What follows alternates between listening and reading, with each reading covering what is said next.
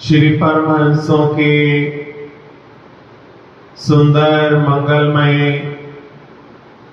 अलौकिक दर्शन दीदार करते हुए प्रेम भरे स्वर में मिलकर बोलो जयकारा बोलिए श्री गुरु महाराज की जय। वास्तविक अर्थों में ये शब्द के बोल 100% सत्य हैं कि संसार में जो वस्तु कीमत देकर मिल जाए वो इतनी बड़ी बात नहीं। जिस प्रकार सोना कितना भी महंगा हो लेकिन एक कीमत देने पर वो मिल जाता है, हीरा कितना भी महंगा हो एक कीमत देने पर मिल जाता है, मगर वो पावन अवस्था जिसका मोल कोई चुका ही नहीं सकता, जिसका मोल चुकाना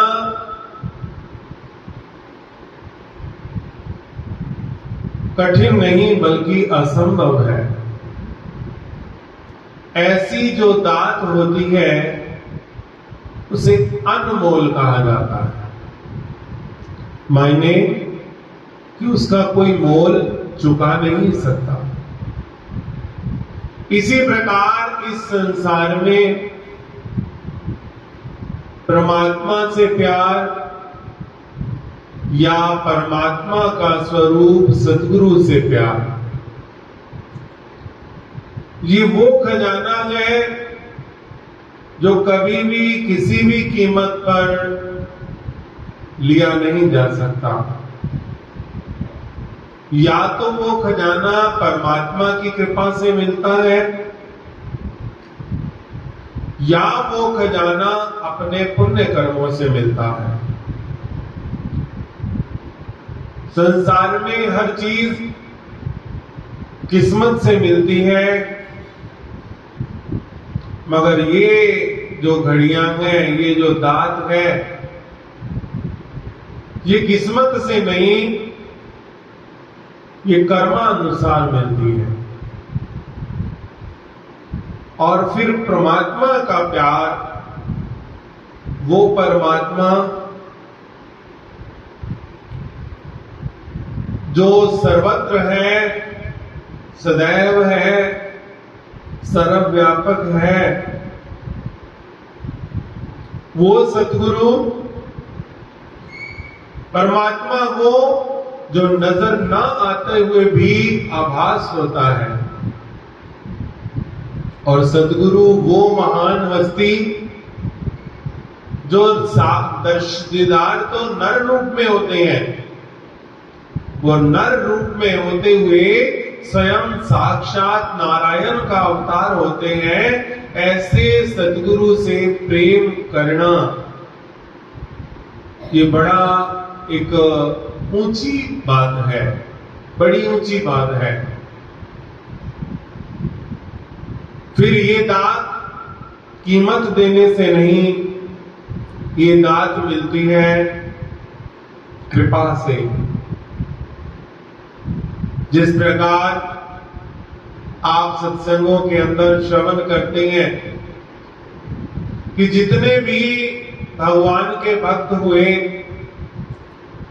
उनके शारीरिक संबंधी भी हुए, माता पिता बहन भाई रिश्तेदार भी हुए, मगर ये दात केवल कुछ खास रूहों को ही प्राप्त हुई परमात्मा से प्यार की।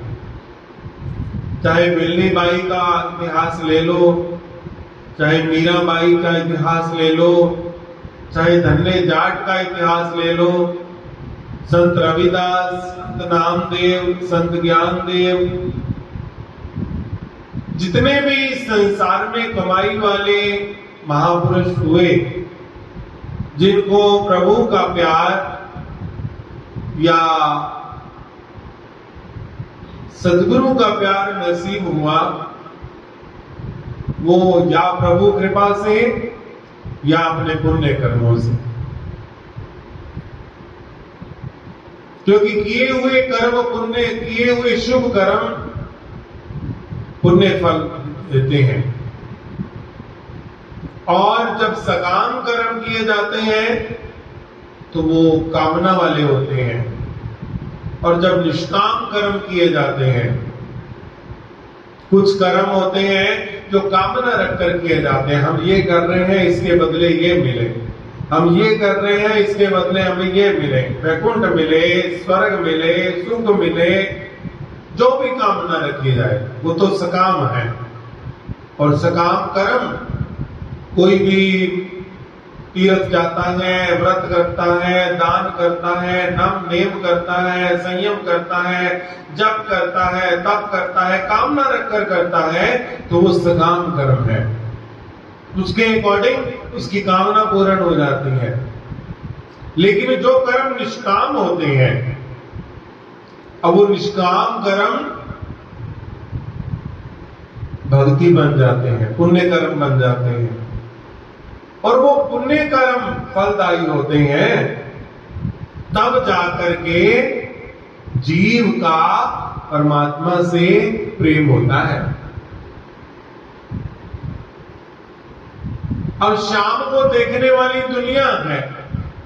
भगवान श्री कृष्ण ने क्या को केवल गोपियों को दर्शन दिए, मथुरा वासियों को भी दर्शन दिए, द्वारिका वासियों को भी दर्शन दिए, और कौरवों को भी दर्शन दिए, पांडवों को भी दर्शन दिए, अपने ननिहाल में भी दर्शन दिए, सबको दर्शन दिया। और कृष्ण तो वही है, ये नहीं कि बदल गए, सबके लिए वही भगवान है, वही स्वरूप है, वही आकार है। मगर जो भगवान का प्रेम द्रौपदी के हृदय में है, जो भगवान का प्रेम अर्जुन के हृदय में है, जो भगवान का प्रेम गोपियों के हृदय में है, वो सबको होते हुए भी सबको प्राप्त क्यों नहीं हुआ? कि उन्होंने दर्शन तो किए, मगर वो अवस्था, वो लगन नहीं लगी। जब लगन नहीं लगी तो वो लाभ नहीं हुआ। अब आप देखिए, भगवान की कितनी रानियां हैं? 16,108। उनमें रुक्मणी जी हैं, जामवंती हैं, सत्यभामा हैं, कितनी रानियां हैं। क्या उनको भगवान के दर्शन नहीं होते? भगवान के दर्शन भी हुए, भगवान की नजदीकी का अवसर भी मिला, चरणों में बैठने का सौभाग्य भी मिला। मगर जो प्रेम द्रौपदी करती है या जो प्रेम राधा करती है, क्या वही प्रेम रुक्मणी करती है? भगवान तो दोनों के लिए बराबर है ना, एक ही स्वरूप है, एक ही छवि है। मगर जो प्रेम राधा करती है, क्या वो प्रेम रुक्मणी करती है? क्यों? क्योंकि राधा जी जो है वो भगवान का ही अंश है, और रुक्मणी जो है वो लक्ष्मी जी का अंश है। इसलिए कर्मों की जरूरत है। आपने इतिहास के अंदर पढ़ा होगा कि किस प्रकार कयादू हिरण्याकश्यप से हरि बोल का उच्चारण करवाती है। राजा हिरण्याकश्यप अपनी सिद्धि प्राप्ति के लिए साधना करने जाते हैं, तो जहां पर साधना करते हैं वहां पर कुछ पक्षी, तोते कह लो, हरि बोल हरि बोल हरि बोल गा रहे हैं, और हिरण्याकश्यप का मन नहीं लगता। क्यों? क्योंकि उसके मन में हरि के लिए वैर भाव है। इसलिए वो ध्यान लगाने की कोशिश करता है मगर ध्यान लगता नहीं है, ध्यान लगाने की कोशिश करता है मगर लगता नहीं है, उठ के आ जाता है। कयाधु पूछती है कि आप तो लंबे समय के लिए गए थे, आप जल्दी कैसे आ गए?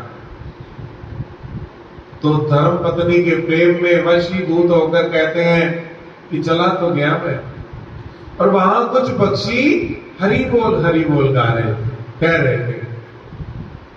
तो कयाधु पूछती क्या कह रहे थे? हरि बोल। क्या कह रहे थे? हरि बोल। क्या कह रहे थे? वो रात भर बार बार मुझे याद नहीं आपने क्या कहा था, वो क्या कह रहे थे। बहाने से कयाधु हिरण्याकश्यप के मुंह से भगवान के नाम का उच्चारण करवाती है। उसी रात राजा संसारिक धर्म में प्रवृत्त होता है, और उसके बाद प्रहलाद जी का इस संसार में आगमन होता है, और वही हरि बोल की नींव प्रहलाद के जीवन की नींव है। और उसी के बल पे प्रहलाद हरि का इतना प्यारा होता है कि एक दिन ऐसा आता है कि उसी प्रहलाद की खातिर भगवान खंबा फाड़कर खंबे से प्रकट होते हैं। श्री गुरु महाराज की। अब परमात्मा का प्रेम हासिल करने के लिए क्वालिफिकेशन नहीं है। क्यों?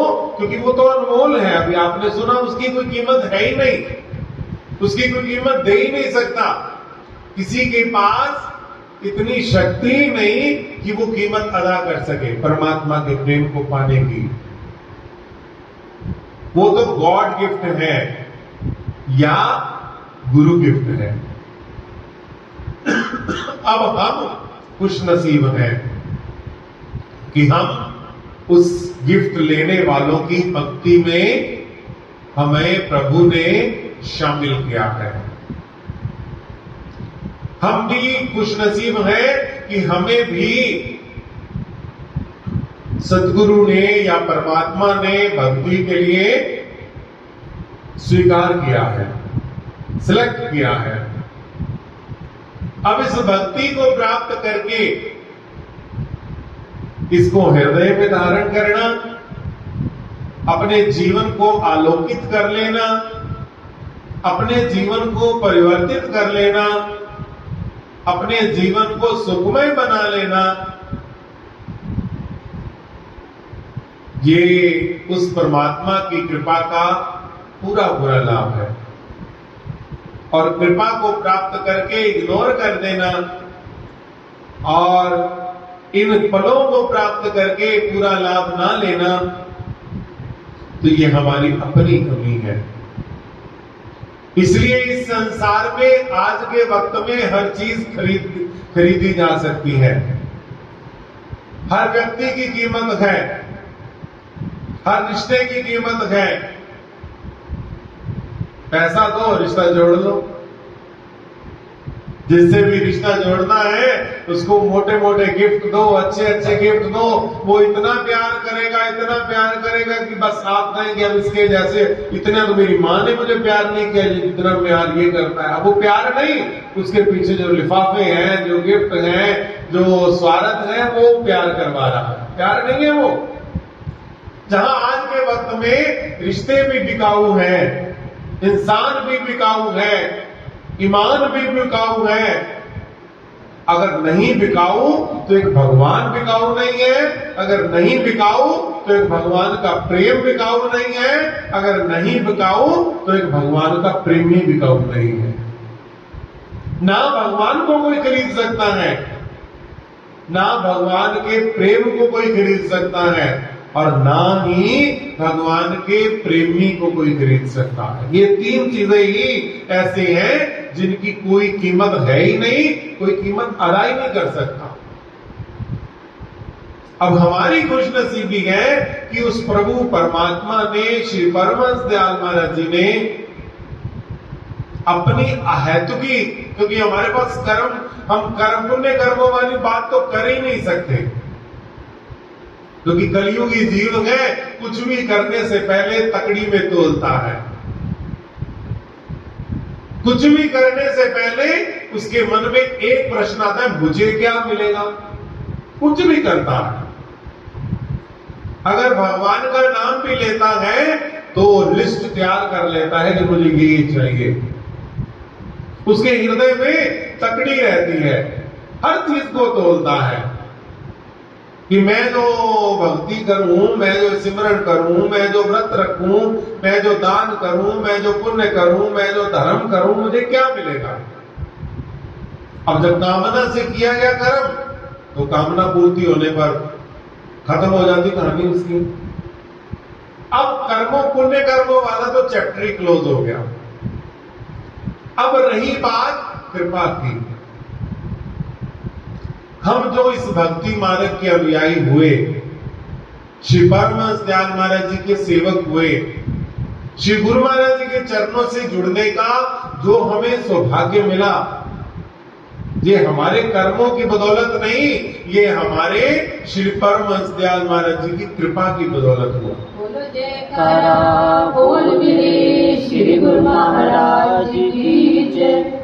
प्रेमियों, इस कृपा को अनुभव करना, पहले इस कृपा को समझना, इस कंफ्यूजन को दूर करना कि रब पैसे वाले आंदा है, नहीं। मैंने पहले ही प्रार्थना की, इस संसार में भगवान बिकाऊ नहीं है, ना भगवान की प्रेम बिकाऊ है, ना भगवान का प्रेम ही बिकाऊ है। ये तीनों चीजें बिकाऊ नहीं है, इनकी कोई कीमत अदा नहीं कर सकता, क्योंकि ये एक ऐसी अनमोल निधि है, एक ऐसी अनमोल निधि है जिसके लिए वर्णन आया ना, सबसे ऊंची प्रेम सगाई, सबसे ऊंची, उससे ऊपर कुछ नहीं। जो प्रेम का जो बंधन है वो सबसे ऊंचा है। ये ऐसा बंधन है कि इस बंधन में प्रेमी जब प्रियतम को बांधता है तो प्रियतम अपने प्रेमी की खातिर जो भी करना पड़े भगवान सोचते ही नहीं है, अपने प्रेमी की प्रेम को पूरा करते हैं। गोस्वामी तुलसीदास जी श्री रामचरितमानस के अंदर वर्णन करते हैं ना